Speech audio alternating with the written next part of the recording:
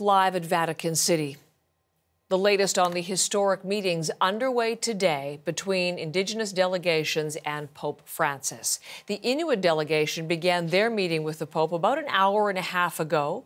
At the conclusion of the meeting between the Pope and the Métis delegates, the delegates discussing the Catholic Church and its role in the residential school system, sharing their experiences with the Pope, hoping that he listens. This is being billed as an encounter as he listens to the stories.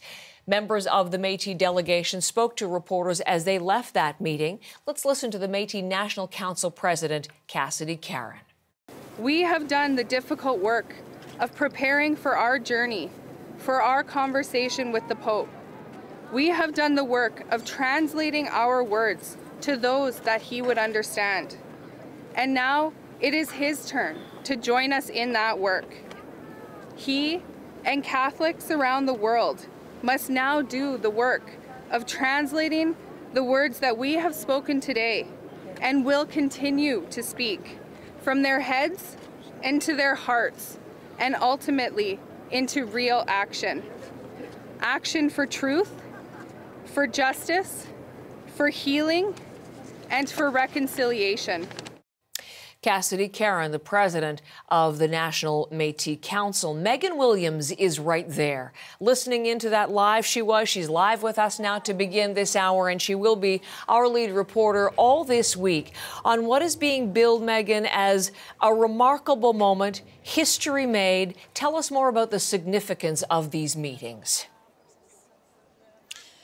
Absolutely, Heather. I mean, it was 5 centuries ago that St. Peter's was built, the epicenter of the Roman Catholic world, and it was 5 centuries ago that ships left Europe and colonized and conquered the Americas and the indigenous peoples there. So what an historic day it is today to have Pope Francis, the leader of the Catholic Church, sit and listen to these indigenous groups who have traveled from Canada to tell him specifically of the harm done to their culture related to the residential schools in Canada.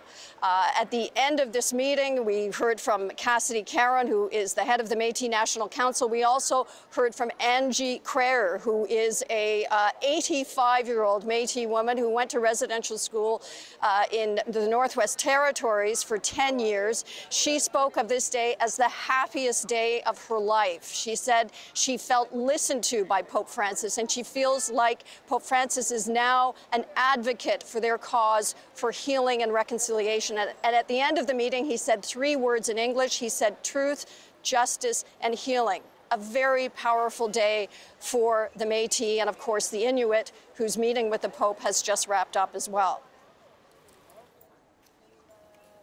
Today was the most wonderful day I ever had all my life. It helped erase those 20 long years that I had spent to meet the gentle, kindest person, and even got a hug.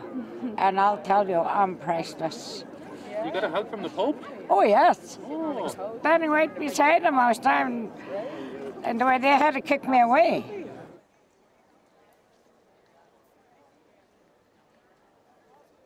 That was the 85-year-old Métis elder from Grand Prairie talking today, Angie Creer, about this incredible encounter with Pope Francis. She says it doesn't give her closure. She still wants to find the children who disappeared in these schools, but a historic moment and a huge step forward, she said. You know, she had talked about feeling so grateful to be there, so excited at the prospect of meeting the Pope, and it sounds like it met her expectations, and it certainly sounded like it met Cassidy Caron's as well, and she calling this a comfortable meeting, Megan. She talked about in that briefing, and you could see her there alongside Angie, that she was wearing a traditional handmade beaded jacket that she'd been given to wear for the meeting specifically, and she talked about giving a pair of red beaded moccasins to the Pope. He doesn't wear the traditional papal red shoes, but she wanted to remind him of the legacy of those who came before, in whose shoes he walks. What else did they want to remind the Pope of? What else are they hoping that he will agree to? Well, of course, Heather, they all want him to come to Canada. They want him to come to the Indigenous lands where the harm was done, and they want him to issue a formal apology there. And the Inuit group that has just wrapped up meeting with Pope Francis as well is calling for the same thing. They would also like concrete actions. They want restitution to the victims of the residential schools. They also want the Pope to put pressure on France to get back, to bring back into Canada a French priest, Johann Rivoire, who is accused of abuse dating back to the 1960s. He left Canada in the early 90s. He was charged by the RCMP a few years later, but for the past 20 years, he's been living in France. They want very specific things, and one of these is to bring justice to the young people in the 1960s who were abused, and to have the Pope's help. They stress the Pope's personal help in helping healing and addressing very concrete issues, such as this priest who has not yet faced justice. Megan, thank you very much.